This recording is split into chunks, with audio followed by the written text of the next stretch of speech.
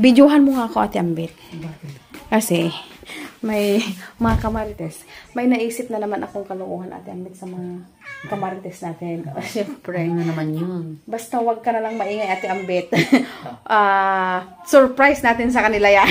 Ayan. Mga kamarites, may gagawin akong kalokohan sa mga kamarites natin. Abangan nyo mga kamarites kung ano yung gagawin natin, kung ano ulit yung magiging reaction nila. Ayan. Magtago ka na lang, Ate Ambit. Huwag kang magpakita sa kanila para hindi nila mahalata na may gagawin na naman tayo sa kanila. Ayan. Ayan, tara na mga kamarites.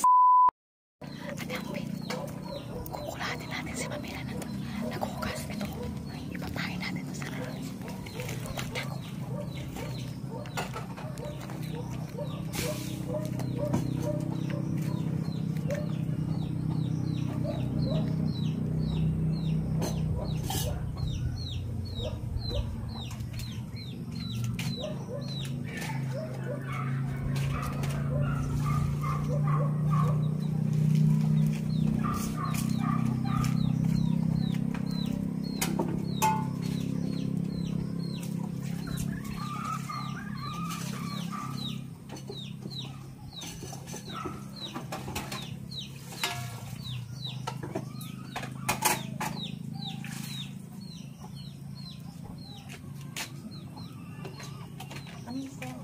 Sino ka na nakahulog mo po? Sino mo ba andito kanina?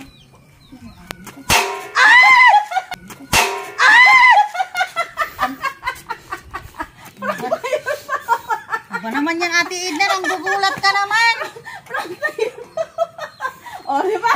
Pag pera talaga wala man alerto ka. Siyempre, hinahanap ko yung may-ari ko. Ay, totoo? Oo. Hinahanap yung may-ari. Tignan mo ako, kinabahan ako sa ano ah.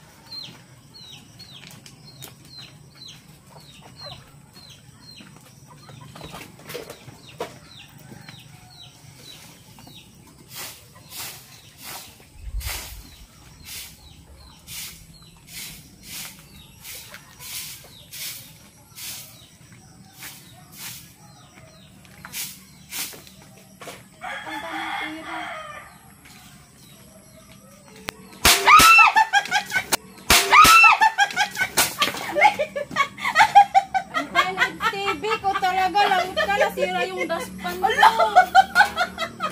Nasira. Nalabahan pa naman ako doon. Prank lang yun. Nasira.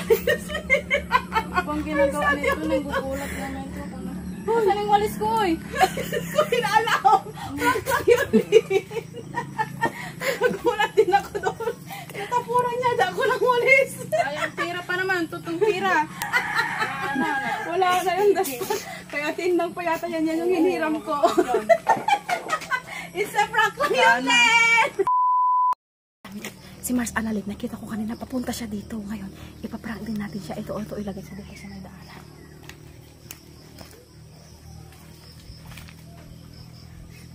Magtago ka lang dyan.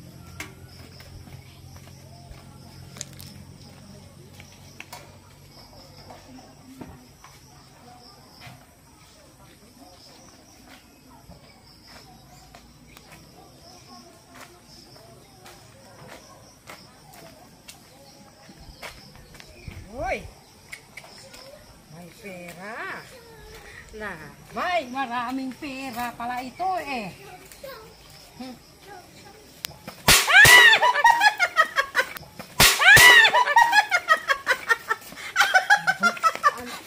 Ano ba yan? Ano ba yan? Ala ko, totoo na itong pera ko na pulot. Ba't namutla ka? Namutla ka sa guna. Nagano na. Naano na ko eh. Oh, bakit mo binabalik yan? Napulot mo yata yan eh. Joke lang yan. Loko. Ayun, Mars. Kala ko, tina. Kala.